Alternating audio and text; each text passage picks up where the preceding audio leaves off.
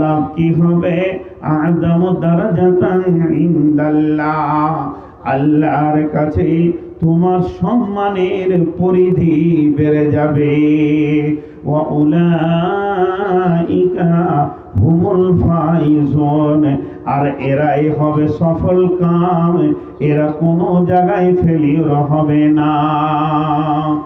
আবার আল্লাহ বলছেন শুধু এইটুকু নয়, পৃথিবীটা হলো আমার জমি, ওই জমিতে তোদেরকে পাঠিয়েছি ইমানদার রে, আমার কোরআনের বীজ বপন করবি, মসজিদগুলোকে আবাদ করবি, আর পায়ে ধরে ধরে ধরে ধরে ধরে নিয়ে এসে মসজিদে ভরবি। তোদের কাজ আসলটায়, রুজির দায়িত্ব আমি আল্লাহ নিয়ে নিয়েছি, টাইমে তোরা খাবারটা পেয়ে যাবি। খবরদার এই জায়গায় অন্য কিছু তুই ভাবিস না। এখন ঘটনা হলো এতগুলি 5টা কাজ আল্লাহ দিলেন, ঈমান আন, ঘর ছাড়, আল্লাহ দিনের মুজাহাদা কর, নিজের জান নিজের মাল দিয়ে, তাহলে আমার কাছে তোর সম্মান বেড়ে যাবে। আর আমার কাছে শুধু সম্মান বেড়ে যাবে এই পর্যন্তই আমি রেখে দিব না, আমি আল্লাহ আর কি করব শুনেলে, ইবাশশিরুহুম রাব্বুহুম বিরাহমাতিন মিনহু রিজওয়ানিন ওয়া জান্নাতিন লাহুম ফিহা খালিদুন, আর তোর রবের তরফ থেকে ওদেরকে আর একটা সুসংবাদ হচ্ছে আল্লাহর রহমতের ভিতরে থাকবে এবং আল্লাহর রেজামন্দের ভিতরে থাকবে।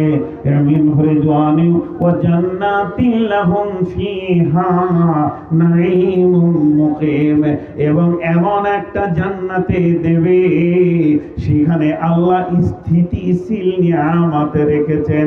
স্থিতিশীল নিয়ামত কেমন? এই লিচুগুলো 2022 সালের লিচু 23 সালে সেই স্বাদ পাওয়া যাবে না, 24 সালে দেখা যাবে না। আর আল্লাহর জান্নাতের আঙ্গুর কোটি বছর ঝুলবে, স্বাদের পরিবর্তন হবে না। 21 সালে আমার বয়স ছিল 50, 22 সালে আমি 51-তে ঢুকে গেলাম, 23 সালে আমার 52 হবে। এই দাড়িগুলি ছিল সাদা। ইসলামপুর যখন প্রথম এসেছিলাম তখন ছোট্ট প্যান্টটা পরেও পর্যন্ত খেলা করেছি। এই বয়সটা ছিল ওস্তাদদের সামনে প্যান্ট পরে চলে গেছি, ওই পুকুরে লাফ মেরে ডুবে ডুবে খেলেছি। সেই ইসলামপুরে আমার লুঙ্গি আসলো, লুঙ্গি থেকে পাঞ্জাবি আসলো, তারপরে এখানেই আমার দাড়ি বের হলো। দাড়িগুলো কালো ছিল, এখানেই দাড়ি সাদা হলো। এখন পার্সেন্টেজে সাদা হচ্ছে 70% আর কালো হচ্ছে মাত্র 30%। আর 2 বছর পর এই কালোটা বিলুপ্ত হয়ে যাবে। পৃথিবী প্রতিদিন কবরের দিকে ঠেলছে, আমাদের বোঝার ক্ষমতা হচ্ছে না। আল্লাহ বলছেন এটা পৃথিবী প্রতিদিন তোর এক্সপায়ার হচ্ছে, কিন্তু জান্নাতের নিয়ামত 33 বছর বয়সে জান্নাতে দেয়া হবে। কোটি বছর পেরিয়ে গেলে এক স্ট্যান্ডে তুই সেখানে বাস করবি। এর জন্য বলছেন নাঈমুম মুকিম খালিদিনা ফিহা আবাদা, ওখানে ঝুঁকিয়ে দেওয়া হবে। ওখানে ঢুকিয়ে দেওয়ার পর আর বের হওয়ার কোনো কাজ থাকবে না, আবাদান আবাদান চলবে। আল্লাহ তাবারক ওয়া তাআলা বলছেন খালিদিনা ফিহা আবাদা, আল্লাহ তাবারক ওয়া তাআলা বলছেন সেখানে চিরদিন তোরা থাকবি।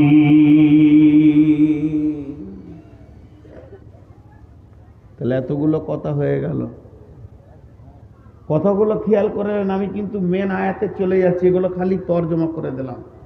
আল্লাহ বলছে তোদেরকে যে কাজগুলো দিয়ে পাঠিয়েছি ওই কাজগুলো যদি করিস আমার কাছে ইজ্জত বাড়বে, তোকে রহমতের মধ্যে রাখবো, শান্তির মধ্যে রাখবো। তো রহমত আর শান্তির দায়িত্ব নিয়েছে আল্লাহ, আর আমরা রহমত শান্তি খুঁজছি মমতার কাছে ধন্না দিয়ে। এদের কপালে ঝাঁটা থাকবে না তো কি থাকবে? রহমত শান্তি যার কাছে আছে ওর কাছে আমরা যেছি না।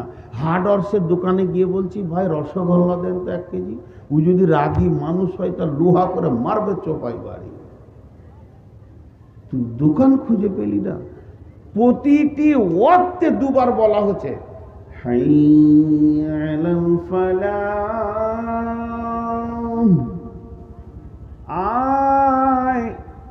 সফলতার দিকে আয়, যেখানে রয়েছে সফল ওখানে আমরা নাই। জি, এরপর আল্লাহ কি বলছেন? ইয়া আইয়ুহাল্লাযীনা আমানু লা তাত্তাখিযু আবাআকুম ওয়া ইখওয়ানাকুম আউলিয়া। এই রোগে বানী ইসরায়েলরা মরেছে। জি, এই রোগী বানী ইসরায়েলরা মরেছে। বানী ইসরায়েল বংশে কম বেশি 12,000 নবী ছিল। কম বেশি করে 12,000, একটা গোষ্ঠীতে 12,000 নবী, মানে বাপ নবী, বেটা নবী, পুতা নবী, দাদা নবী, চাচা নবী, ভাতিজা নবী। আল্লাহ কত নবী দিয়েছিলেন। সূরা বাকারায় বলে দিয়েছেন, ইয়া বানী ইসরাঈল আযকুরু নি'মাতাল্লাতী আন'আমতু আলাইকুম ওয়া আন্নী ফাজ্জালতুকুম আলাল আলামিন। তোদেরকে বিশ্ব জুড়ে ফজিলত দিয়ে দিয়েছি, তোর বংশকে বংশ আমি নবী করে দিয়েছি। কিন্তু ওরা মরেছে একটা রোগে মরেছে। শেষ নবীকে নিলেন ইসমাইলের বংশ থেকে, বানী ইসরাইল বংশ থেকে আল্লাহ নিলেন না। কেন? কেন গো? তার কারণটা কি? আল্লাহ তাবারক ওয়া তাআলা বলছেন, ওই বংশ থেকে না নেওয়ার কারণটা আল্লাহ বর্ণনা করছেন। সেটা কি? তারা সেই নবীগুলো করতো কি? আমর বিল মারুফ ওয়া নাহি আনিল মুনকার, এই কাজটা তারা করত। সৎ কাজের আদেশ দিত, অসৎ কাজের নিষেধ করত। কিন্তু ঘটনা হচ্ছে কি, যদি তারা সেই নবীগুলো ও তাদের বংশের লোকেরা আবার খারাপ কাজ করত, তাদেরকে বলতো, বাধা দিত, ওগো তোমরা নোংরা কাজ করো না, ওই খারাপ কাজের দিকে তোমরা যেও না, এটা হলো নোংরা কাজ, এই কথা বলে দিত এবং ভালো কাজের আদেশটা করে দিত। করে দেওয়ার পর ওরা আবার নোংরামিতে লেগে থাকতো। কিন্তু সেই নবীগুলো ওই বংশের সঙ্গে চলাফেরা উঠা বসা রেখে দিত। চাচা ভাতিজাকে বলল, ভাতিজার কাউকে বললো, বেটা রে সুদ খাস না বাবা, এটা নোংরা জিনিস। ও বলতো ঠিক আছে, দেখছি, ছাড়ার চেষ্টা করছি। তারপর আবার ভাতিজার বিয়েতে গিয়ে হাজির হয়ে গেছে। আমার আল্লাহ বলছে, শোন রে আমার উম্মত, আমার গোলাম, আমি তোদেরকে কি বলছি, সেটা হচ্ছে কি, ইয়া আইয়ুহাল্লাযীনা আমানু, হে ঈমানদারেরা, লা তাত্তাখিযু আবাআকুম ওয়া ইখওয়ানাকুম আউলিয়া, তোমরা তোমাদের বাপকে, তোমরা তোমাদের ভাইকে, তার মানে দুটি বলেছে, মানে গোটা গোষ্ঠীকে ধরেলেন, ভাই, বাপ, বন্ধু, নানা নানি, দাদা দাদি, এদেরকে কোনোদিন আপন মনে করিও না। এরা তোমার আপন নয়, এরা তোমার নিকট নয়, এরা তোমার ভালোবাসা প্রেম প্রীতির মানুষ নয়। এদের সঙ্গে তোমাদের চলাফেরা চলবে না, এদের সঙ্গে কোনো আপোষ চলবে না, এদের সঙ্গে কোনো তোমাদের কম্পেয়ার চলবে না। কেন চলবে না? লা তাত্তাখিযু আবাআকুম ওয়া ইখওয়ানাকুম আউলিয়া ইন ইসতাহাব্বুল কুফরা আলাল ঈমান। একটা ঈমানদারের সঙ্গে কাফেরের কোনোদিন আপোষ থাকতে পারে না, চলাফেরা। এর জন্য কুলিয়াল কাফিরুন, বিশ্ব নবী শেষকালে বলে দিলেন, লাকুম দীনুকুম ওয়ালিয়া দীন, তোদের ধর্ম তোদের কাছে, আমার ধর্ম আমার কাছে। এখানে তুই একদিন পূজা করবি, আমি একদিন নামাজ পড়বো, আপোষ কম্পেয়ার এদের সঙ্গে চলবে না। যদিও তোমার রক্তের সন্তান হয়, একই মায়ের পেটে ভাই হয়, ওরও সে যার জন্ম নিয়েছি সে আব্বা হয়। আর আল্লাহ বলছেন, ওমাইয়া তাওয়াল্লাহুম মিনকুম, এরপরও যদি এদের সঙ্গে তোমরা চলাফেরা করো, এদের সঙ্গে যদি উঠা বসা করো, ফাউলাইকা হুমুজ যালিমুন, তারা কোথায় যাবে? জাহান্নামে না জান্নাতে, এটা বিষয় নয়। তুমি যে চলছো, তোমার রেজাল্টটা শুনে নাও। আমি আল্লাহ তোমার নামটা মুসলমানের লিস্টে থেকে কেটে দিয়ে জালেমের লিস্টে দিয়ে দিব।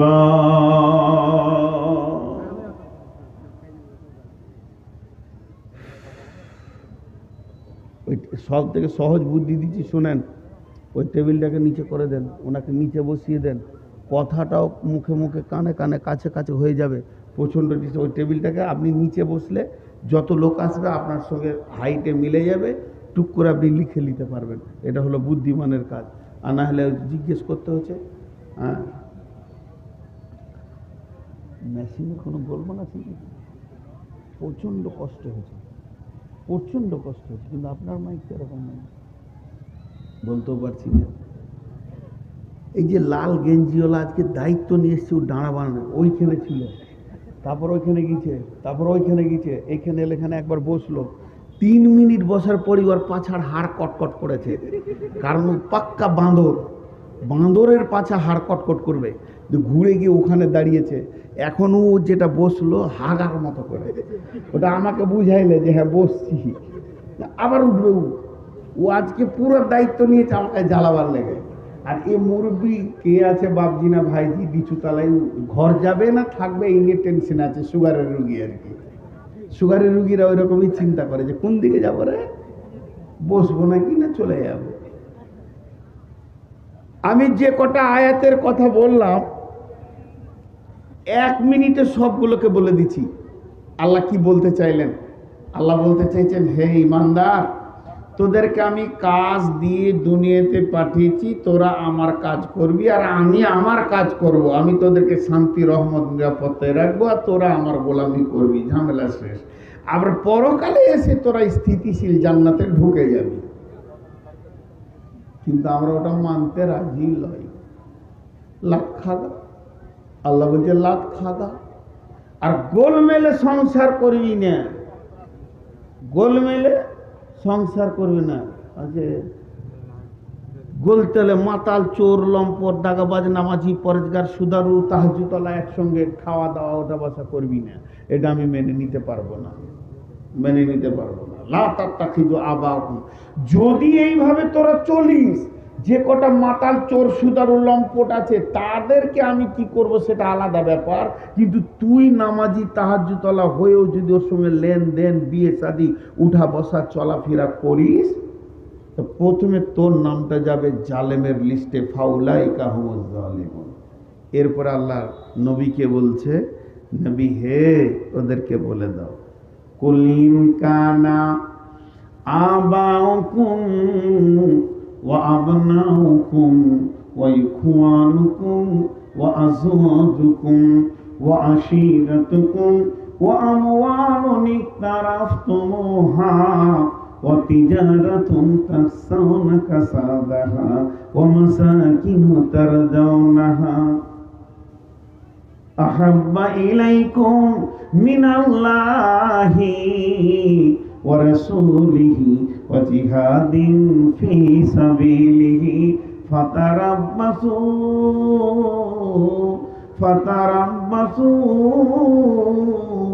হাত্তা ইয়াতিয়াল্লাহু বিআমরিহি ওয়াল্লাহু লা ইয়াহদিল কওমাজ জালিমিন।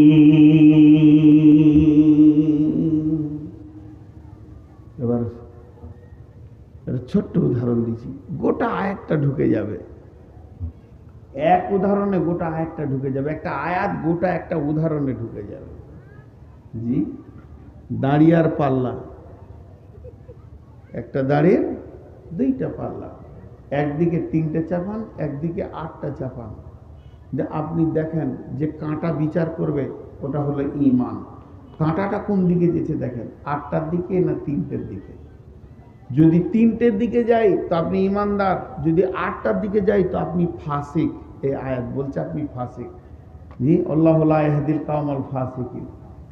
এখন সেই 8টা কি? 1 গ্রাম, 1 গ্রামের বাটখারা আমি দেখেছি অনেক ছোটতে পিতলের পাওয়া যায়, 1 গ্রামের বাটখারা। এই 1 গ্রামের বাটখারা যদি 8টা না আনা হয় আর একটা জায়গায় রেখে দেওয়া হয় পাল্লাতে, তো ওটার ওজন হলো 8 গ্রাম। 800 লয়, 1 কেজিও লয়, 100 লয়, 8 গ্রাম। আর যদি 10 কুইন্টলের একটা বাটখারা 3টে যদি রাখা হয়, তাহলে 30 কুইন্টল। গুনতিতে এরা 8 বেশি, এরা 3 কম, ওজনে কিন্তু এরা কম, এরা বেশি। এই বিচারটা কে করবে? তার নাম হলো কাঁটা। কাঁটা এইভাবে দাঁড়িয়ে বলে দেবে এইভাবে যাবে 8-এর দিকে, না হয় যাবে 3-এর দিকে। যদি 3-এর দিকে যাই তাহলে কাঁটা ঠিক আছে, আর যদি কাঁটাটা 8-এর দিকে যাই তাহলে কাঁটা গোলমাল আছে।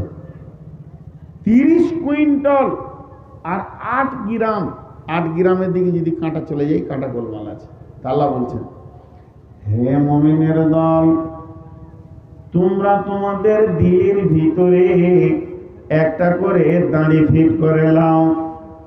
আমি বলছি আপনারা ওই দাড়িতে একদিকে 8টা মালকে চাপান আর একদিকে 3খানা মালকে চাপান। সে 8টা মাল কি? কুলিন কানা আবাউকুম ওয়া আবনাউকুম ওয়া ইখওয়ানুকুম ওয়া আজওয়াজুকুম। তোমরা তোমাদের বাপের মহব্বত, তোমার সন্তানের মহব্বত, ভাইয়ের মহব্বত, বিবির মহব্বত, ওয়া আশিরাতুকুম বন্ধু বান্ধবের মহব্বত, ওয়া আমওয়ালুন ইকতারাফতুমুহা সঞ্চিত মালের মহব্বত, ওয়া তিজারাতুন তাকসাউনা কাসাদাহা ব্যবসা বাণিজ্য চাকরি বাকরির মহব্বত, ওয়া মাসাকিন তারদাউনাহা এবং যে ঘরটি তুমি বানিয়েছো অট্টালিকা, এই অট্টালিকার মহব্বত। 8টা মহব্বত, বাপের মহব্বত, ভাইয়ের মহব্বত, সন্তানের মহব্বত, বিবির মহব্বত, বন্ধুর মহব্বত, সঞ্চিত মালের মহব্বত, চাকরি বাকরি ব্যবসা বাণিজ্যের মহব্বত। আর 8 নম্বর হলো তোমার বাড়িটার মহব্বত। এই মহব্বতটা দাঁড়ির বাম পাল্লায় চাপিয়ে দাও, খালি থাকলো ডান পাল্লা। এখানে 3 জনের মহব্বতকে চাপিয়ে দাও। আহাব্বা ইলাইকুম মিনাল্লাহ, ওখানে আল্লাহর মহব্বত, ওয়া রাসূলিহি এবং রাসূলের মহব্বত, ওয়া জিহাদিন ফি সাবিলিহি আল্লাহর রাস্তায় জিহাদ করার মহব্বত। এই 3টেকে ওখানে চাপিয়ে দাও। এরপরে তুমি দিলের কাঁটার দিকে দেখো, তোমার দিল যদি ওই 3টের দিকে যায় তাহলে তুমি ঈমানদার, আর 8টার দিকে চলে গেলে তুমি বেঈমান। এখন তোমার দিল কোন দিকে বেশি ছুঁকছে তুমি বলতে পারবে? আল্লাহ বলছে, যখন তোরা 8টার পেছনে ঘুর ঘুর ঘুর ঘুর করবি, তোকে আজান দিয়ে পাওয়া যাবে না। চেহারা তো নবীর মতো, তোর চেহারাতেও তোর সুন্নত পাওয়া যাবে না। আর তোকে পাওয়া যাবে না কোথায়? দিনকে বাঁচানোর জন্য যত জিহাদি চলছে জানমালের, ওই জায়গায় তোকে পাওয়া যাবে না। আল্লাহ তাবারাক ওয়া তাআলা আসমান থেকে আপনাকে আমাকে দেখছে, সকাল থেকে সন্ধ্যা, সন্ধ্যা থেকে সকাল, 24টা ঘন্টা, 24টা ঘন্টা থেকে সপ্তাহ, মাস, বছরের যুগ, শতাব্দী, শুধু 8টার প্রেমে ঘুরে ঘুরে ঘুরে ঘুরে ঘুরে ঘুরে বেড়াচ্ছি। এই অবস্থায় আমার আল্লাহ বলছেন, ফাতারাব্বাসু ফাতারাব্বাসু ফাতারাব্বাসু ফাতারাব্বাসু হাত্তা ইয়াতিয়াল্লাহু বিআমরিহি। ফাতারাব্বাসু মানে হচ্ছে অপেক্ষা করো। অপেক্ষা করো মানে আল্লাহ বলতে চাইছে, যেমন তুমি আমাকে ছেড়ে দিয়েছো, তোমরা আমাকে তালাক দিয়েছো, বান্দা আল্লাহ আল্লাহ বান্দা যেন কোনো সম্পর্ক আমাদের নাই, আমরা যেন আল্লাহর সঙ্গে কোনো কম্পেয়ারে বসিনি। বিশ্বনবী বলছেন, ইয়া মাস লা তাতরুকান্না সালাতা মাকতুবাতান মুতাআম্মিদান ফা ইন্না মান তারাকা সালাতা মাকতুবাতান মুতাআম্মিদান ফাকাদ বারিয়াত মিনহু জিম্মাতুল্লাহ। মাঝ রে, খবরদার ইচ্ছা করে এক ওয়াক্ত ফরজ নামাজ ছেড়ে দিও না। যে লোকটা ইচ্ছা করে সব জ্ঞানে এক ওয়াক্ত ফরজ নামাজ ছেড়ে দিল, আল্লাহর সঙ্গে বান্দাটা সম্পর্কটা চিরদিনের জন্য শেষ হয়ে যাবে। আল্লাহ বান্দা, বান্দা আল্লাহ, আল্লাহর কোনো দায়িত্ব থাকবে না। অতএব আল্লাহ এখানে বলছেন, ফাতারাব্বাসু, তোরা আমাকে মহব্বত করলি না, আমার নবীকে করলি না, আমার দ্বীনকে করলি না, দিনের ব্যাপারে তোদের কোনো চিন্তা চেতনা থাকলো না। সকাল থেকে উঠে বিবির ফরমাস, বাপের ফরমাস, ভাইয়ের ফরমাস, ছেলেকে স্কুলে দিতে হবে, মাধ্যমিকে যেতে হবে, এটা করতে হবে, জমিতে যেতে হবে, ব্যবসায় যেতে হবে, বাড়িতে মিস্ত্রি ডাকে, আর 2টা কাজ আছে করতে হবে।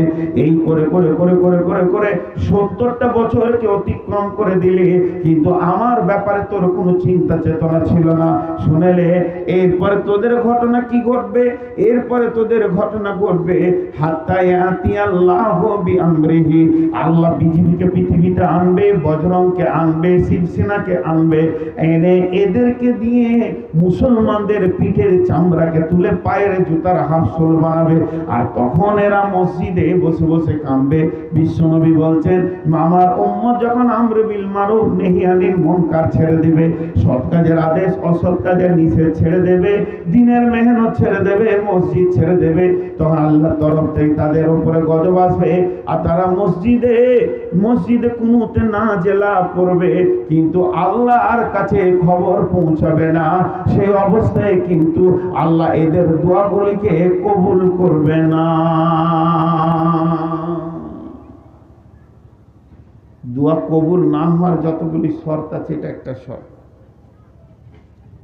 দোয়া কবুল না হওয়ার যতগুলি শর্ত আছে, এটা একটা বড় শর্ত।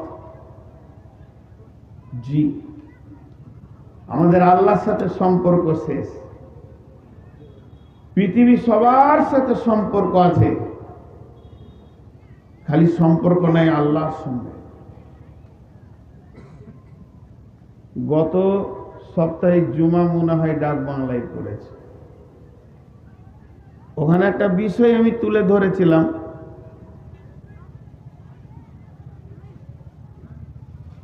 আল্লাহ তাবারাক ওয়া তাআলা বলছেন, ওয়ালিল্লাহি আলান নাসি হিজ্জুল বাইতি মান ইসতাতাআ ইলাইহি সাবিলা। আমি মানুষকে আমার ঘরে দাওয়াত দিয়েছি, তাদেরকে আমি আসতে বলেছি আমার বাড়িতে, যদি ক্ষমতা থাকে। ইস্তাতাআত বলতে টাকা নয়, পায়ে হেঁটে হলো। কিন্তু আমাদের আল্লাহর প্রতি মহব্বত কতটা দেখেন নেই। এখন যদি আপনার বাড়িতে শালার বিয়ের কার্ড আসে, চলে যাব।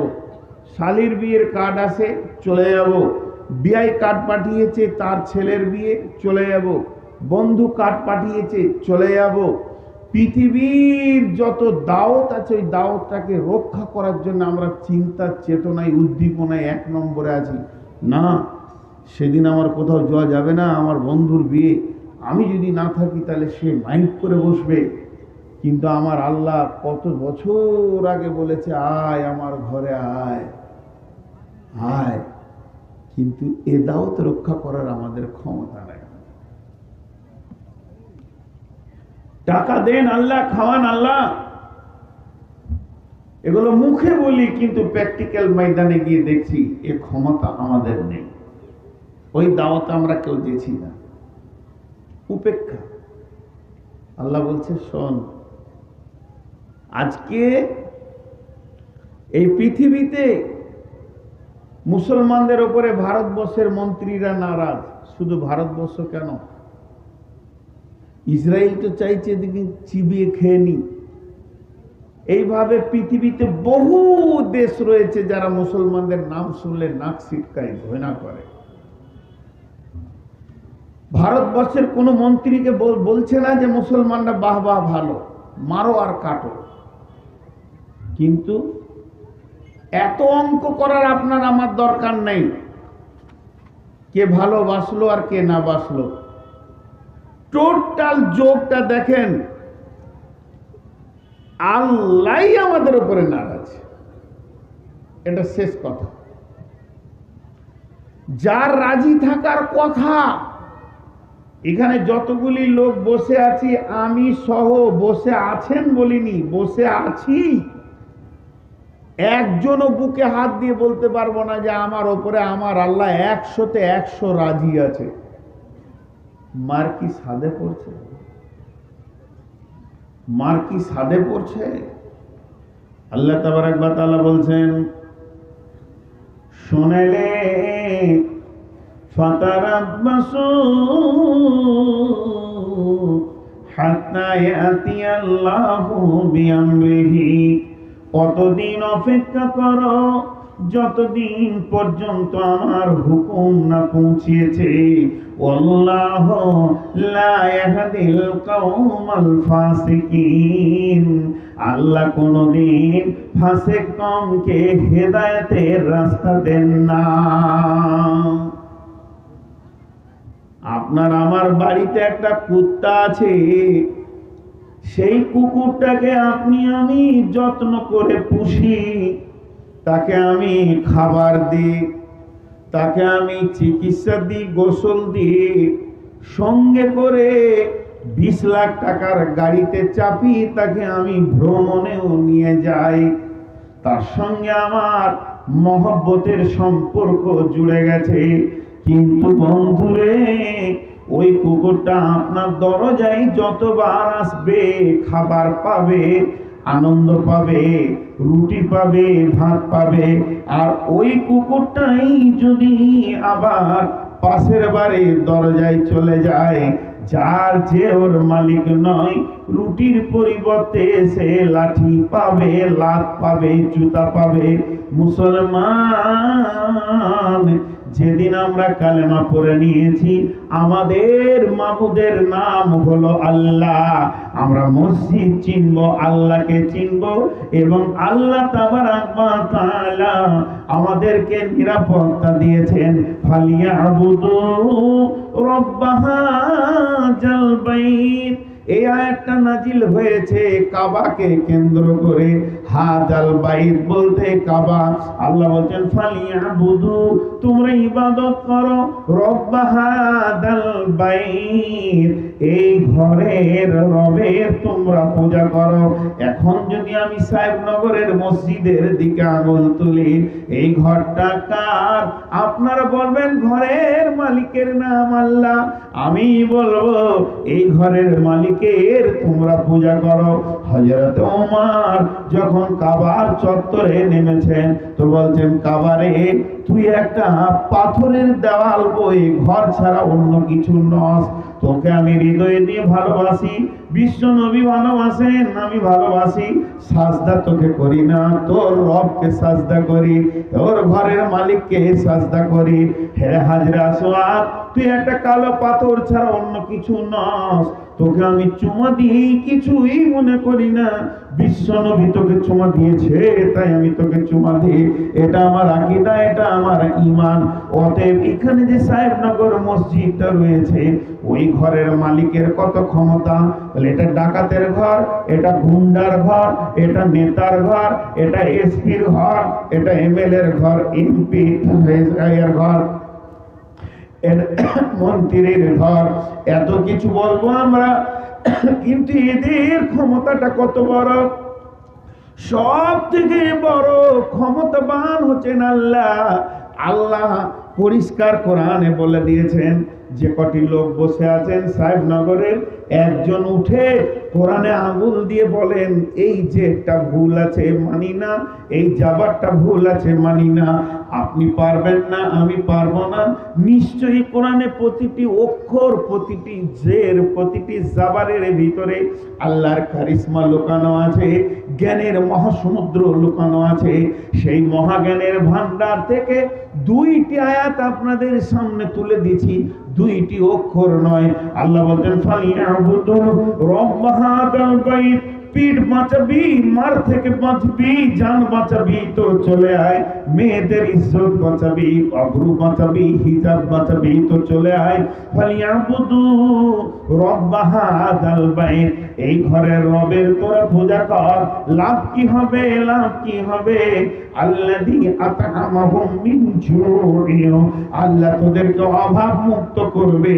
যখন তোর অভাবে পেরেশান হয়ে যাবি, তখন তোদেরকে সচ্ছলতার ডালি দিয়ে ভরে দেবে, পেট ভরে তোরা খেয়ে নিবি। আর কি করবে? ওয়া আমানাহুম মিন খাওফ, যখন তোকে কেউ মারতে আসবে, তোর উপরে কেউ চড়াও হবে, লাঠি ধরবে, পিস্তল ধরবে, এই ঘরের মালিক তোকে নিরাপত্তার চাদর দিয়ে ঢেকে দেবে। ওয়া আমানাহুম মিন খাওফ, ভয়ের সময় নিরাপত্তা দেবে। আর এখন এই দুটি দরকার, মুসলমানদের নিরাপত্তার দরকার। এখন নিরাপত্তা যে দিতে পারবে তার উপরে আমাদের কোনো বিশ্বাস নেই। নিরাপত্তা যে দিতে পারবে তার উপরে অনুপরিমাণ বিশ্বাস নাই। খালি মুখে বলি আল্লাহ আছে। একটা হলো জানা আর একটা হলো চিনা। জানা আর চিনা এই দুটার মধ্যে পার্থক্য আছে না নাই? অনেক পার্থক্য। হাজি, আপনারা বাংলাদেশের মৌলানা সারোয়ার সাহেবকে জানেন? হ্যাঁ জানি। কি করে জানলেন? ইউটিউবে দেখছি, জানি। চিনেন? না, চিনি না। আমি চিনি, ওর সঙ্গে আমি বসে কথা বলেছি। তো জানা কারো কাছ থেকে জানা যায়, কিন্তু চিনা হলো আলাদা জিনিস। তো আমরা আল্লাহকে জানি কিন্তু আল্লাহকে চিনি না। যদি আল্লাহকে চিনতাম যে ওর কত ক্ষমতা, তাহলে পৃথিবীর অন্য কোনো দরজায় আমরা যেতাম না, কোনো দরজায় যেতাম না। নিরাপত্তার দরজা একটাই, সেটা হচ্ছে আল্লাহর কাছে। হাজি, অর্ধেক লোক যে খালি হয়ে গেল, তো কালেকশন কার কাছে করবে? এরা জলসা করে গেল।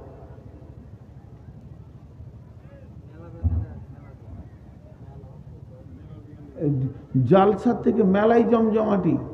তোমরা ইউটিউব নিয়ে মেলায় চলে যাও, যাও ওইদিকে ছবি লাগা, এখানে নিতে হবে না, ওইগুলোই দাও গা, লোক দেখবে। তো জানা আর চিনার মধ্যে পার্থক্য আছে। নূর মোহাম্মদ একটা বক্তা সবাই জানে কিন্তু সবাই চেনে না। যে চিনবে সে সেরকম আমার সঙ্গে ব্যবহার করবে। তো আল্লাহ তাবারাক ওয়া তাআলা বলছেন, তিনটে জিনিসকে ভালো করে চিনো। একটা আল্লাহর মহব্বত করো, আহাব্বা ইলাইকুম মিনাল্লাহ। আল্লাহর মহব্বত যখন দিলে আসবে, আল্লাহকে যখন চিনবে, তখন তুমি বাঁচবে। আল্লাহ নিজে বলছেন, বিসমিল্লাহির রহমানির রহিম, ওয়া'দাল্লাহুল্লাযীনা আমানু মিনকুম ওয়া'আমিলুস সালিহাতি লা ইস্তাখলিফান্নাহুম ফিল আরদি কামা ইস্তাখলাফাল্লাযীনা মিন ক্বাবলিকুম। আরেকবার বলছি, ওয়া'দাল্লাহুল্লাযীনা আমানু মিনকুম ওয়া'আমিলুস সালিহাতি লা ইস্তাখলিফান্নাহুম ফিল আরদি কামা ইস্তাখলাফাল্লাযীনা মিন ক্বাবলিকুম। বন্ধুরে, খুব ভালো করে শুনেন, আমার আল্লাহ বলছেন, আমি তোদের সঙ্গে ওয়াদা করছি। নূর মোহাম্মদের ওয়াদা ফেল হয়ে যেতে পারে, আপনার ওয়াদা ফেল হয়ে যেতে পারে, এর ওয়াদা ফেল হতে পারে, তার ওয়াদা ফেল হতে পারে, আলেম মাওলানার ওয়াদা ফেল হতে পারে, ফেরেশতারা ওয়াদা ফেল করতে পারে। মনে করলেন, এইভাবে বলছি, পৃথিবীর যত ওয়াদা আছে, যত ওয়াদা আছে, কেউ ঠিক রাখতে পারবে না। ফেরেশতার মতো যদি মাখলুক হয়, তাকে ওয়াদাকে ঠিক রাখতে গেলে আল্লাহর তৌফিকের প্রয়োজন হবে।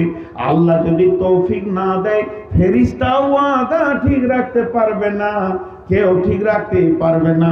কিন্তু তৌফিকের প্রয়োজন তো একজনের হয় না, তিনি হলেন আল্লাহ।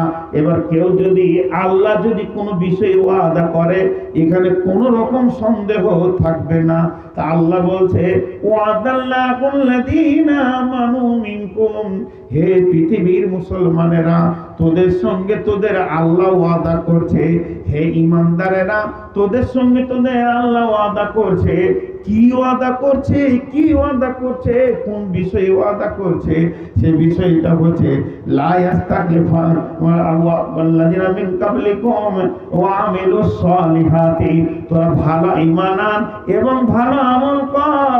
ভালো আমলের ভিতরে যখন তোরা ঢুকে যাবে, লা ইয়াস্তাগফিরুল্লাযীনা মিনকুম কামা ইস্তাগফাল্লাযীনা মিনকুম, যেমন তোদের পূর্বপুরুষেরা বিজয়ী দেখেছিল, ওই রকম তোরা বিজয়ী আজও পেয়ে যাবে যদি আল্লাহর সঙ্গে তোরা ঢুকে যেতে পারিস।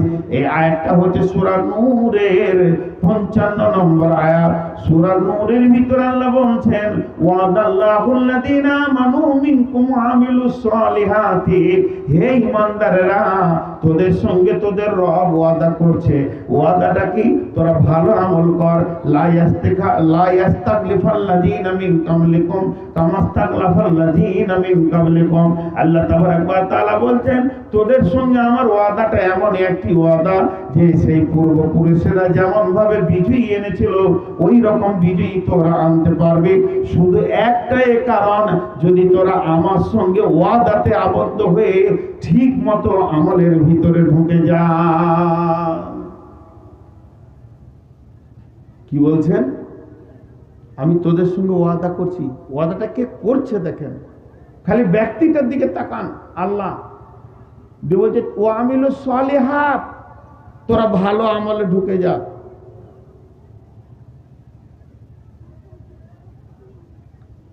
ভালো আমলে ঢুকে গেলে কি হবে? যেমন তোদের পূর্বপুরুষেরা, পূর্বপুরুষ বলতে সাহাবীর দিকে ইশারা করে বলছেন, তারা যেমন বিজয়ী দেখেছিল ওই বিজয়ী আমি আল্লাহ তোদেরকে দেখাবো। কিরকম বিজয়ী এনেছিল দেখেন। দু একটা জিনিস খেয়াল করেন, তাদের বিজয়ীটা কেমন ছিল। বেশি নেই, দুই একটা।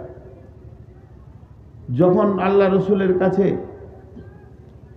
গোয়েন্দা মারফতে খবর এলো বাদশাহ হেরাক্লিস রোম সম্রাট মদিনার উপর আক্রমণ করবে, তো বিশ্বনবীর কাছে খবর আসলো। বিশ্বনবী সাহাবা রাদিয়াল্লাহু মাজমাইনদেরকে নিয়ে রেডি হয়ে গেলেন। রোম সেই যুগের ছিল দাদা, বিশ্ব দাদাগিরি করতেন। সেই রোম সম্রাটকে পরাজিত করে সাহাবীরা বিজয়ী পতাকা তুললেন। তোমার সিংহাসনটা সম্রাট যেখানে বসতো, তোর মাথার মুকুটটা ছিল সোনা।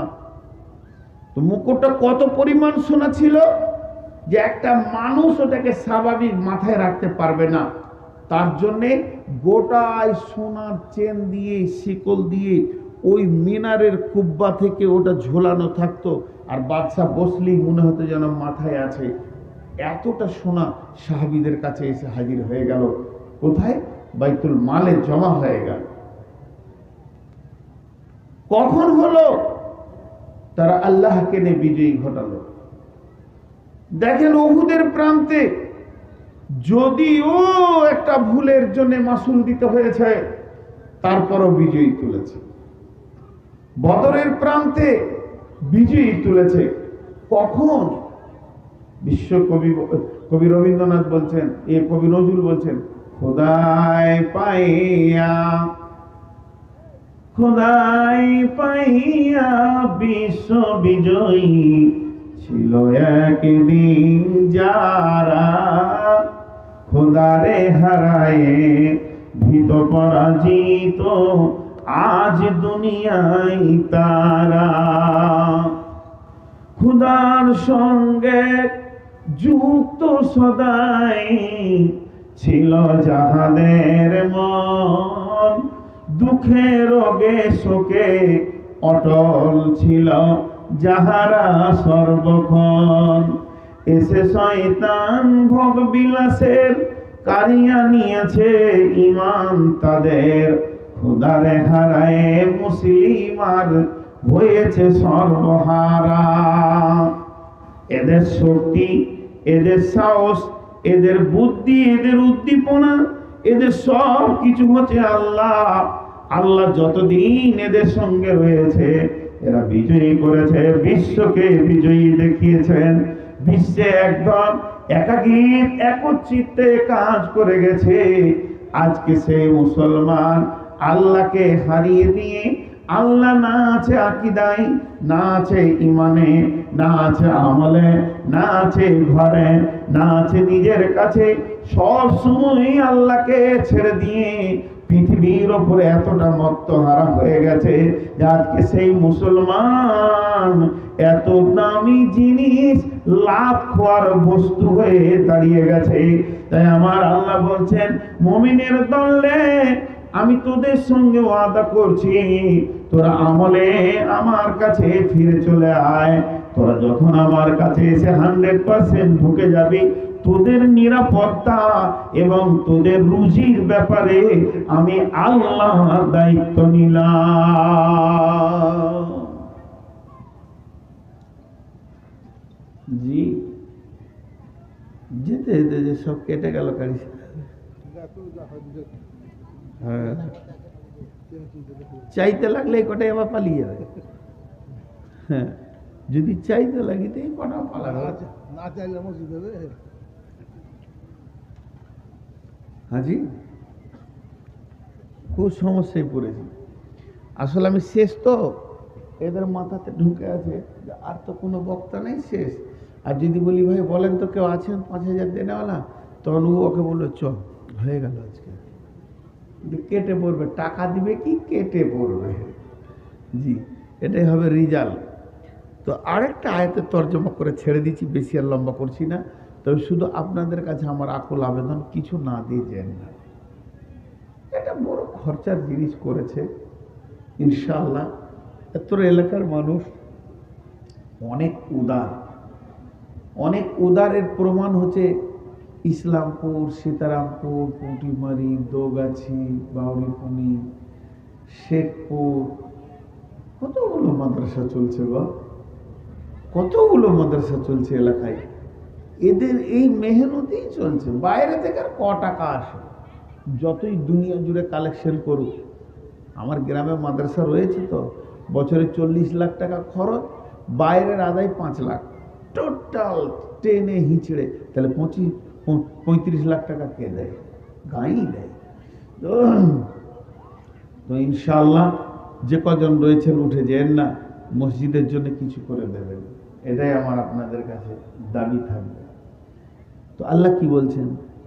আল্লাহ আমাদেরকে এবার আদর করে বলছেন, এতক্ষণে রোগটা তো পেলি, আমি তোদের কাছে নাই বলি এই অবস্থাটা চলছে।